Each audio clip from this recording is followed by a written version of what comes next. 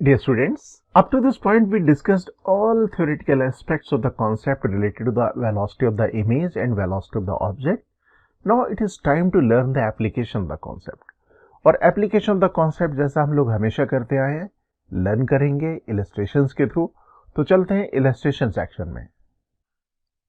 In this illustration it is given an object is moving horizontally with velocity 10 meter per second towards a fixed plane mirror as shown in the figure. आप यहाँ figure follow कर सकते हो. ये plane mirror है जो horizontal से 60 degree angle पे इंक्लाइंड है.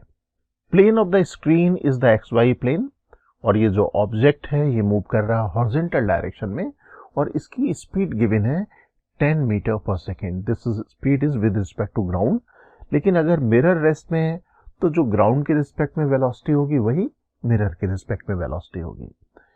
We need to find the image velocity. यहाँ पे हमें इमेज वेलोसिटी कैलकुलेट करना है. अब डायग्राम ड्रॉ कर लेते हैं. जैसा भी हम लोगों ने कहा कि अगर मिरर रेस्ट में है तो ग्राउंड के रिस्पेक्ट में जो ऑब्जेक्ट की वेलोसिटी होगी वही वेलोसिटी मिरर के रिस्पेक्ट में भी हो जाएगी. तो मैं डायग्राम ड्रॉ कर लेता हूँ नेक्स्ट पेज में. This situation.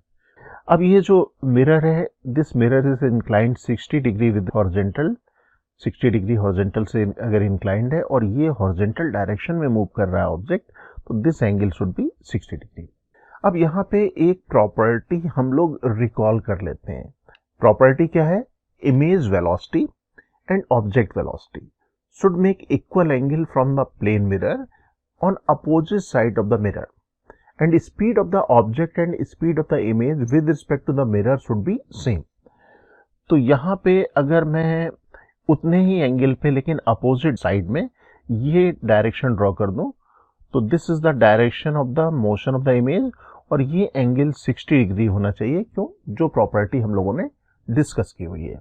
तो ये हमारे पास डायरेक्शन आ जाएगी, direction of the motion of the image, और यहाँ पे एंगल 60 डिग्री फॉर्म होगा और speed of the image and speed of the object should be same. तो यहाँ पे ये दोनों की मैग्नीट्यूड सेम होगी.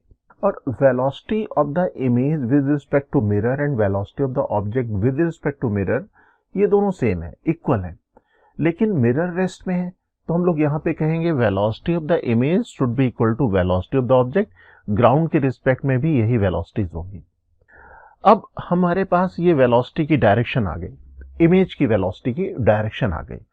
Now we can make the component of this velocity horizontal और वर्टिकल, एक्स कंपोनेंट और Y component. This is the X component VIX. इसी तरीके से हम लोग वाई कंपोनेंट यहाँ पे ड्रॉ कर लेते हैं. X Y plane is the plane of the screen, तो ये मेरे पास हो जाएगा वाई कंपोनेंट. ओके. अब यहाँ पे एंगल की बात कर लें. This angle is 60 degree, this is 60 degree. अगर मैं ये डॉटेड लाइन को आगे बढ़ा दूं तो this angle should also be 60 degree. That means this angle should be 60 degree. तो यहाँ पे ये एंगल हमारे पास हो जाएगा 60 degree. Now we can write this component. This component should be equal to VI cos 60. Similarly, we can write this component, Y component should be equal to VI sin 60. अब हमारे पास X component और Y component मालूम हो गए. अब हमें just लिखना है इसे. Now we can write the image velocity.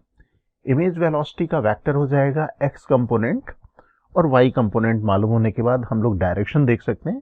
X component is in opposite direction, that is negative x direction में, तो यूनिट वेक्टर इसके साथ होगा माइनस आई कैप, और ये है पॉजिटिव y डायरेक्शन में तो इसका यूनिट वेक्टर होगा प्लस j कैप. तो अब मैं इसे वेक्टर फॉर्म में लिख लेता हूँ. So this is in unit vector form. यहाँ पे हम लोगों ने यूनिट वेक्टर फॉर्म में लिख दिया. अब यहाँ पे जस्ट वैल्यू रख दें cos 60 1/2 और ये हमारे पास है √3/2. और magnitude of the velocity of the object and velocity of the image same होने चाहिए. 10 गिवन थी हमें ये वेलोसिटी, तो यहाँ पे मैं 10 रख देता हूँ. सॉल्व कर लेंगे तो फाइनली आ जाएगी velocity of the image equal to -5 I cap plus 5 √3 j cap metre पर सेकेंड.